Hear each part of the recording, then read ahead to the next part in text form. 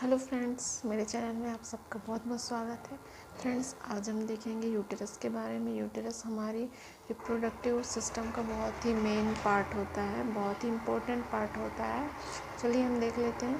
जैसे कि ये यूटेरस का यहाँ मैंने शेप बनाया है, इसका आकार नाशपाती के आकार का है। तो इसकी हम अगर लंबाई की बात की जाए, जो अगर यहाँ से यहाँ तक की अगर इसकी हम लंबाई देखते हैं तो इसकी लंबाई यहाँ से यहाँ तक की लंबाई इसकी 8 सेंटीमीटर लंबाई है इसकी, अगर पूरा ऊपर से नीचे तक देखा जाए। और यदि अंदर की जो इसकी लंबाई देखा जाए, यहाँ से लेके यहाँ तक की इसकी जो लंबाई पूरी देखी जाए, हमें इनर जो पार्ट होता है इसका, वहाँ से अगर लंबाई देखी जाए तो इसकी लंबाई 6.7 to 7 सेंटीमीटर इसकी लंबाई होती है अंदर से। यहाँ से यहाँ तक इसकी जो चौड़ाई है, तो ये चौड़ाई हम देखेंगे। विड्थ इसकी विड्थ है 5 सेंटीमीटर। इसकी जो यहाँ से यहाँ तक की चौड़ाई है ये 5 सेंटीमीटर है। और यदि इसका जो ये जो लेयर है ऊपर की, मतलब इसकी मोटाई, जो इसकी जो कवरिंग होती है उसकी मोटाई की बात की जाए, इसकी थिकनेस होती है, उसकी थिकनेस की जो मेज़रमेंट है वो 1.2 सेंटीमीटर होती है। जो इसकी जो थिकनेस है, थिकनेस 1.2 सेंटीमीटर होती है। फ्रेंड्स, जो यूट्रस होता है ये पेल्विक कैविटी में सिचुएटेड होता है। और यूट्रस के जो एंटीरियर पोजीशन में जो रहता है, यूट्रस के एंटीरियर साइड में ब्लैडर सिचुएटेड होता है, और यूट्रस के पोस्टीरियर पार्ट में जो होता है वो रेक्टम सिचुएटेड होता है। सो फ्रेंड्स, अब हम इसके पार्ट के बारे में देखेंगे। तो इसके पार्ट में जो ये ऊपरी पार्ट, ये फंडस कहलाता है। और इसका ये वाला जो पार्ट रहता है इसे हम बॉडी कहते हैं।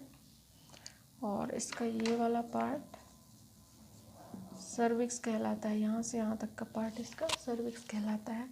और जो ये पार्ट है इसे हम इंटरनल ओस कहते हैं। 2 ओस होते हैं, तो ये वाला जो है ये इंटरनल ओस कहलाएगा, और ये वाला एक्सटर्नल ओस। जो ये वाला पार्ट है ये एक्सटर्नल ओस कहलाएगा। फ्रेंड्स, इसके बाद हम देखेंगे यूट्रस की लेयर के बारे में। तो इसकी 3 लेयर होती है, पेरीमीट्रियम लेयर, मायोमीट्रियम लेयर और एंडोमीट्रियम लेयर।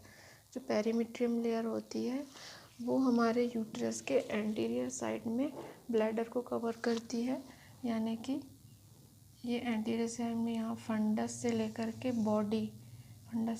के बॉडी तक के पार्ट को कवर करती है, और साथ ही साथ ब्लैडर को भी कवर करती है। तो ब्लैडर को कवर करती है और यहाँ पर बनाती है यूटेरो वेसिकल पाउच। तो फ्रेंड्स, ये बहुत ही इम्पॉर्टेंट ये जो मतलब कि ये पॉइंट है, इसे आप याद रखिएगा, कभी कभी एग्ज़ाम में आ जाता है। तो जो एंटीरियर साइड में है, जो पेरीमीट्रियम लेयर, वो बॉडी, यूट्रस के बॉडी और फंडस को कवर करती है, और साथ ही ब्लैडर को कवर करती है, और वहाँ पे यूटेरोवेसिकल पाउच बनता है। और वहीं पोस्टीरियर साइड में जो पेरीमीट्रियम लेयर है, ये पोस्टीरियर साइड में फंडस से लेकर के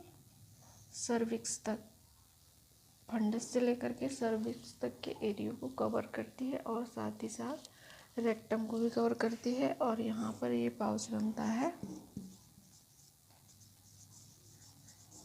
डगलस ऑफ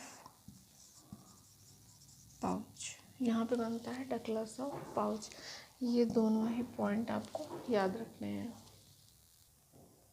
इसके बाद सेकंड लेयर है मायोमेट्रियम लेयर। ये मायोमेट्रियम लेयर यूटेरस को होल कवर करती है, यानी कि पूरा कवर करती है इसको, और ये मसल्स लेयर होती है। और जो थर्ड लेयर होती है ये एंडोमेट्रियम, ये सबसे अंदर की लेयर होती है। जो बीच की हमने देखा ये मायोमेट्रियम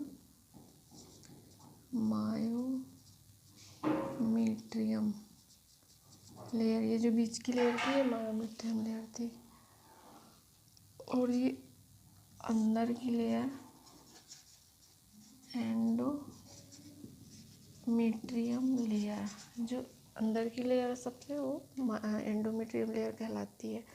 तो जो एंडोमेट्रियम लेयर होती है वो क्या होती है, उसके भी दो लेयर होते हैं, एक फंक्शनल और एक बसल लेयर। जो फंक्शनल लेयर होती है वो जो है ना झड़ जाती है, यानी कि उसका सेगेशन हो जाता है।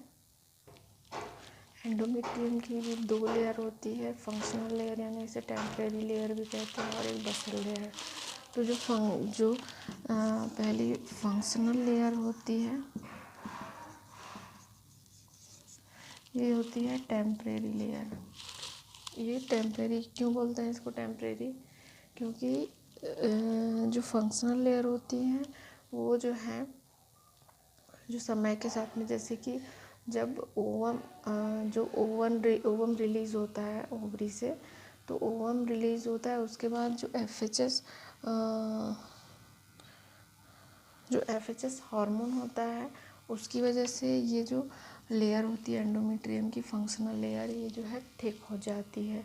और जैसे कि ओवम जब आता है यहाँ पर यूट्रस में, है ना, ओवम आता है, और यदि कि फर्टिलाइजेशन नहीं हो रहा है और जाइगोट नहीं बन रहा है, तो फिर ये जो ओवम और ये जो लेयर है फंक्शनल लेयर, ये दोनों मिल कर के यहाँ से मेंसेस के रूप में डिस्चार्ज हो जाते हैं। और यदि जाइगोट बन जाता है, यहाँ फर्टिलाइज हो जाता है, तो इस एरिया में यहाँ पर जो वातावरण उसने बना करके रखा है एंडोमेट्रियम लेयर ने यूट्रस के अंदर, वो जो है जाइगोट के लिए है ना।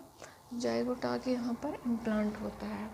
यदि जाइगोट नहीं बनता है, फर्टिलाइजेशन नहीं होता है, तो ये मेंसेस के रूप में, और साथ ही साथ ये जो फंक्शनल लेयर है वो मेंसेस के रूप में चले जाते हैं, डिस्चार्ज हो जाते हैं। और दूसरा जो है यहाँ पे लेयर कौन सा होता है, बसल लेयर। बसल लेयर, जो बसल लेयर होती है वो बसल लेयर जब ये मेंसेस के रूप में जो फंक्शनल लेयर डिस्चार्ज हो जाती है, उसके बाद फिर से 3-4 दिन के बाद फिर बसल लेयर फिर निर्माण करने लगती है फंक्शनल लेयर का। तो ये इसका वर्क होता है। तो फ्रेंड्स, ये था आज का मेरा वीडियो यूट्रस के बारे में। आपको कैसा लगा आप ज़रूर कमेंट करके बताइएगा। तो फ्रेंड्स, मिलते हैं नेक्स्ट वीडियो।